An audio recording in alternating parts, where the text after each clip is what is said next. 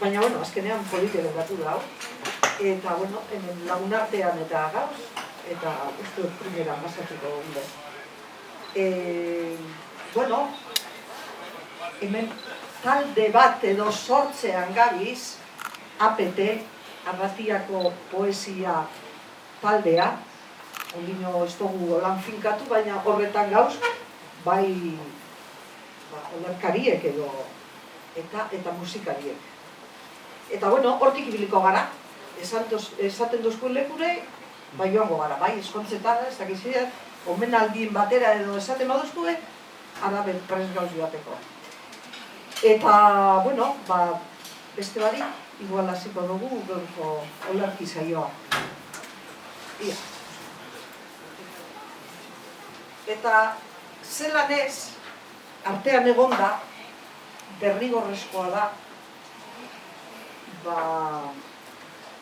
Igor Estankonaren olerki bidez hastea. Igor Estankona arteako semea. Eta esan behar, aspaldian irakurri dudan poematatik, ontxe lehenengo irakurri behar dudala, igual politen arikoa, Handabidea deko izena. Handabidea edo handariek egiten deurien bidea.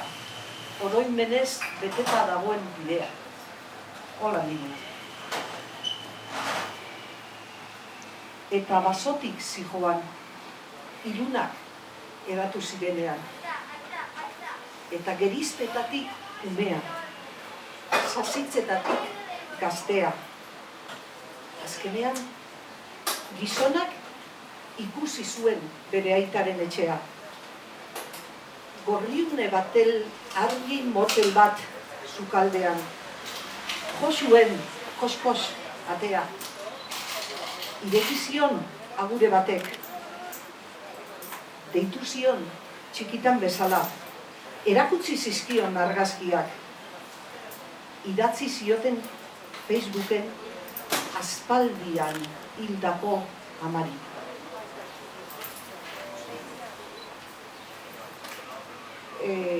Igor Estankonaren beste poema bat, izenburu edekona Afrika.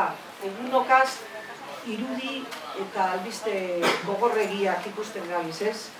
Afrikatik zelan urbiltzen diren, ume, gazte, hiltzeko zorian, zelan edo alan, Europara ailegatu gurean, ez?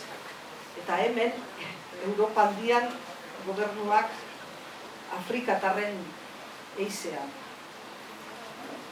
Igor Estankonaren poema, Afrika. Txoriak pertsonak ziren, zaiak pertsonak ziren. Mendi batetik bestera basabeiak pertsonak ziren.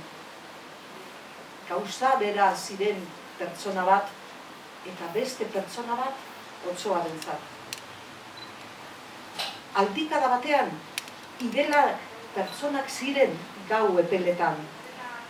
Apo armatuak pertsonak ziren gau epeletan. Aldikada batean. Pertsonak ere, eurek ere pertsonak ziren.